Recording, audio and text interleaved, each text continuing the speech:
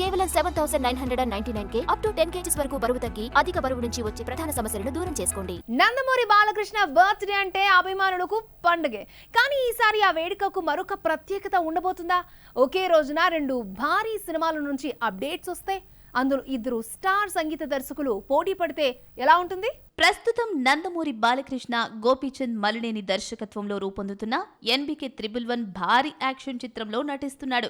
ఈ cinema shooting జరుగుతూ ఉండగానే కొరటాల శివ దర్శకత్వంలో మరో క్రేజీ ప్రాజెక్టుకు గ్రీన్ సిగ్నల్ ఇచ్చాడు. ఒకటి పవర్ఫుల్ మాస్ యాక్షన్ డ్రామా కాగా మరొకటి పవర్ఫుల్ పొలిటికల్ డ్రామా.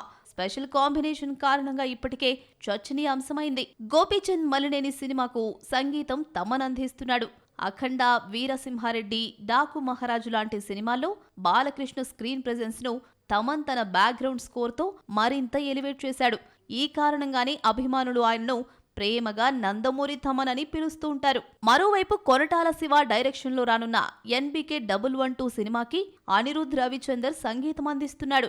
బాలకృష్ణకు అనిరుద్ మొదటిసారి సంగీతం సమకూర్చడం ఈ ప్రాజెక్టుకు ప్రధాన ఆకర్షణగా మారింది.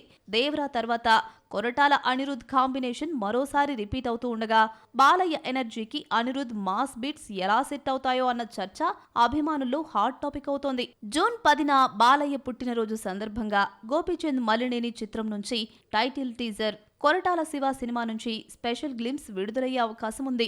దీంతో ఒకే రోజున Thaman thunder, Anirudh powerful beats మధ్య ఆసక్తికరమైన మ్యూజిక్ కాంపిటీషన్ స్టార్ట్ కానుంది. ఇప్పటికే బాలయ్య సినిమాలకు తమన్ ఒక నమ్మకమైన మ్యూజిక్ పవర్ గా నిలిస్తే, కొరటాల శివ తీసుకొచ్చిన అనిరుద్ కూడా కొత్తదనంతో స్ట్రాంగ్ కాంపిటేటర్ గా మారుతాడా? ఇక నందమూరి అభిమానులను ఎక్కువగా ఉరూతలూగించేది ఎవరి సంగీతమో జూన్ 10నే తేలనుంది.